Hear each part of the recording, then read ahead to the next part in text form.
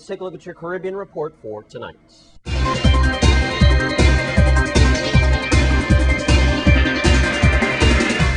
We start in Antigua, where the head of one of the unions representing LIAT workers has suggested that traveling public might need to boycott the airline to show support for employees who are in dispute with the company over job cuts. General Secretary of Antigua and Barbuda's Workers Union, Senator David Messiah, also hinted strongly that an industrial action may need to be taken after LIAT informed 70 of its workers at the city ticketing offices across the region that they would be made redundant at the end of the month.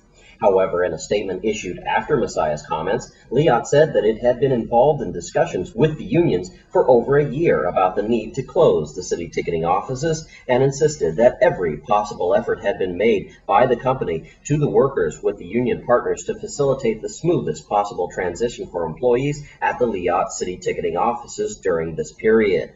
LIAT, which expects to make about $3 million every year by closing city ticketing offices, says that the move reflects the prevailing trends by airlines throughout the world, including the Caribbean, from a shift towards the distribution of ticket sales from telephones and travel agencies to internet-based channels. And federal officials in San Juan, Puerto Rico have seized 16 high-end cars and 15 luxury watches from proposed drug traffickers who are linked to an alleged drug boss known as Pablo Escobar of the Caribbean. In a statement made Tuesday by the U.S. Immigration and Customs Enforcement, said that the property had been totally estimated at a value of $3.2 million.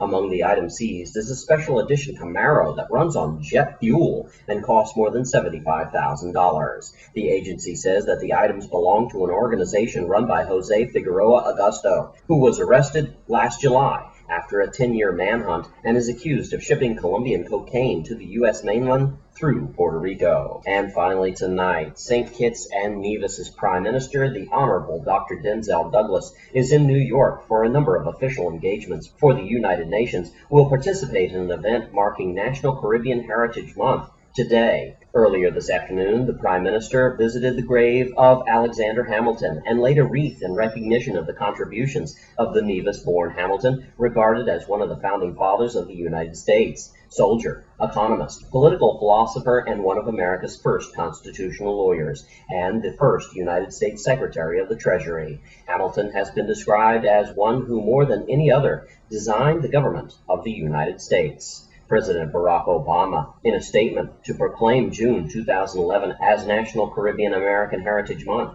said that the fabric of America has been woven together and enriched by the diversity of Caribbean people. This Caribbean Report is brought to you by Emerald K Tires, keeping you rolling right. And that's your Caribbean Report for tonight. And now it's time to check in with Judy Fricks. She's got your Crime Stoppers report for the week. This is Judy Fricks with your weekly Crime Stoppers report. Crime Stoppers needs your help to make our territory a safer place to live, work, and raise a family. If you know something, say something, as law enforcement cannot control crime without your help.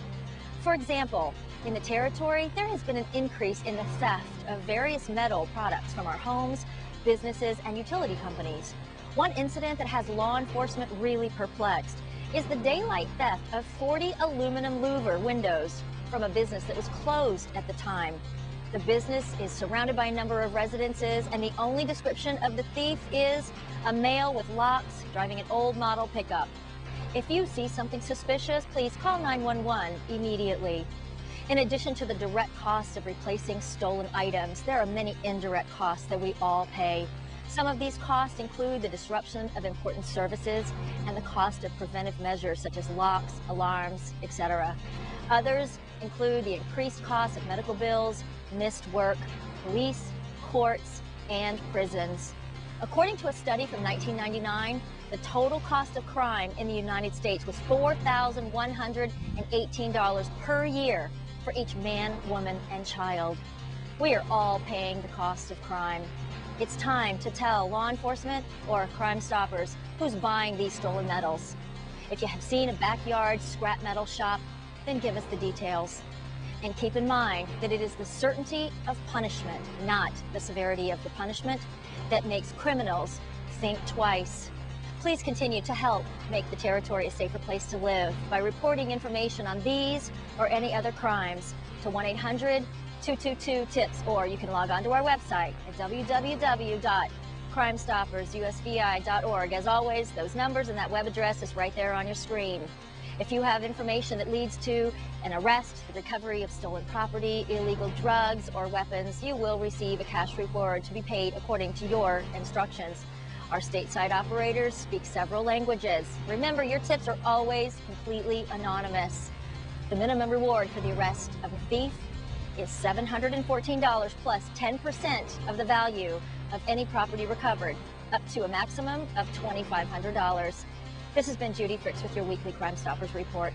And thanks, Judy Fricks, for the Crime Stoppers report for this week. And the Taste of St. Croix Committee announced the cook-off winners earlier today at 2-2 bidding. News Channel 8's Wes Small walked away with some tasty frog legs. I'm very jealous. That's a delicacy I've never had before. Thanks a lot, Jerome. We're at 2-2 bidding once again. Hard to believe it's been a whole nother year where we're here for the Taste of St. Croix cook-off competition. Check it in 3, 2, 1. Thanks a lot, Jerome. We're here for a Taste of St. Croix winners competition. Hard to believe it's been a whole year since we've been back here at 2-2 Benny. And I'm standing here with some of the co-sponsors, Catherine Pugliese and Colin Hodge. Catherine, it's amazing how you have a teenage body figure and all this food is around you. You have to work out a lot. I see you've been tasting some of the... You're so full of flattery. Thank you. This is a great win-win situation. This is a win-win situation. This is one of the wonderful things that Taste of St. Croix does in cooperation with the chefs that win the Taste of St. Croix. They're all able to participate in our culinary cook-off competition today, and the winner of this will go on to mirror the team at the culinary competition for the Taste of the Caribbean later this month. So it's pretty exciting.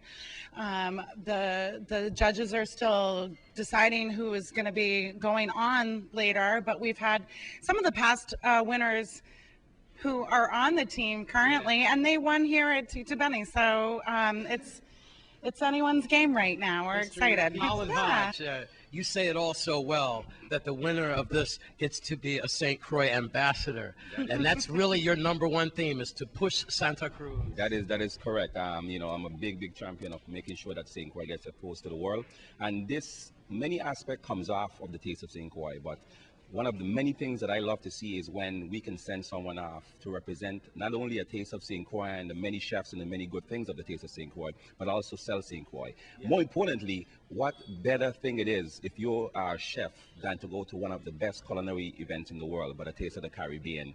All expense paid is one of those benefits that comes along by doing the Taste of St. Croix annually. So I want to say we're proud to have 3 members of a Taste of St. Croix who won the overall competition on the VI culinary team. So I want to thank the culinary team as well for affording us the opportunity to partner with them. All right.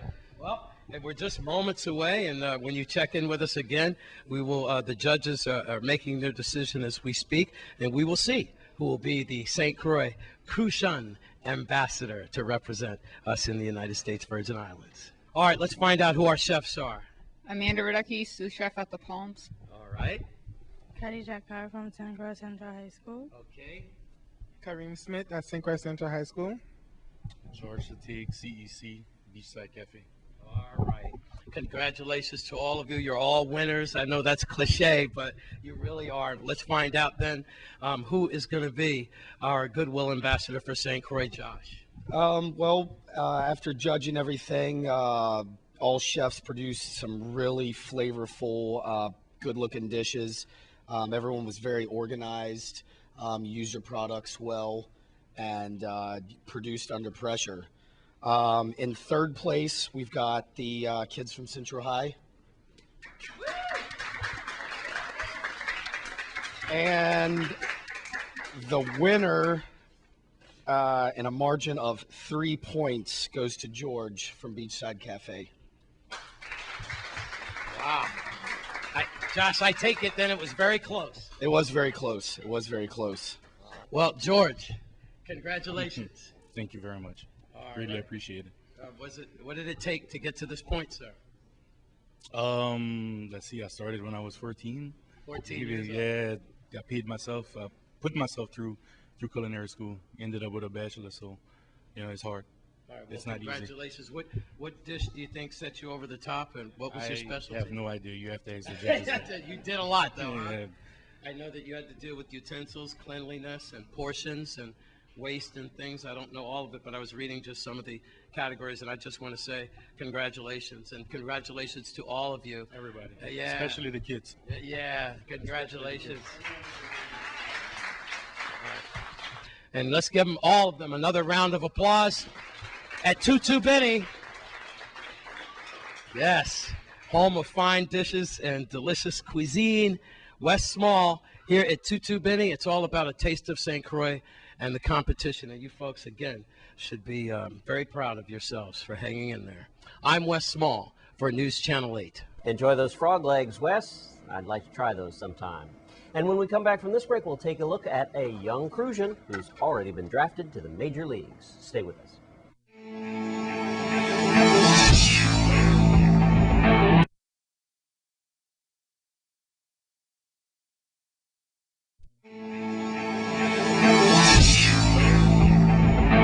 And tonight in your Sports 411, at least 3 young Virgin Islanders were drafted last night to Major League Baseball teams. News Channel 8's Wes Small files this report on tonight's Sports 411.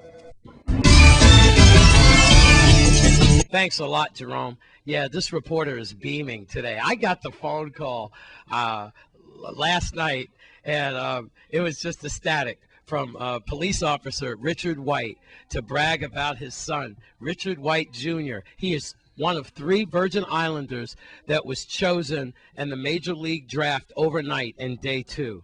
Rich, we're going to get right to it. I have to tell you, I'm very proud of you. I understand you got a 96-mile-an-hour fastball. We've gone to Cannegated Ballpark. We've had you in Sports 411 already. You were watching, what, ESPN2 or the sports channel, and you found out y'all were all watching together? Yes, I was watching the MLB draft last night, and I went on the tracker, and I found out at 6:30 last night. 6:30. How did you feel? I felt great. It was amazing. I was proud of myself. I told myself, like, I can't believe I made it this far. Did your dad cry? Well, he was excited, but my mom went crazy. She was screaming and stuff, and she was crying and stuff like that. Good. So. You didn't rat Dad out. No. I know some Kleenexes were in the house. I know one thing. It sounded like a James Brown party in the background. I tell you. Let me just show you the Olympian, which is a Seattle-based blog, newspaper, if you will. Here's some of the words coming out. I know I'm blind here. One player, right-handed pitcher Richard White, 23rd round, was in the Virgin Islands playing in a summer league while attending a vocational school. That must be the complex. Yes, sir. His fastball, 96 miles an hour. Another blog there. It says 23rd round, Richard White from the VI, a 6-footer who was spotted in the summer league. They loved you in the summer league, didn't they? Yes, they did. They actually liked my fastball and stuff like that, and they told me that I improved a lot from since I went to Mississippi when I was younger, and I improved in my curveball and my changeup and stuff like that. So they was really proud of me.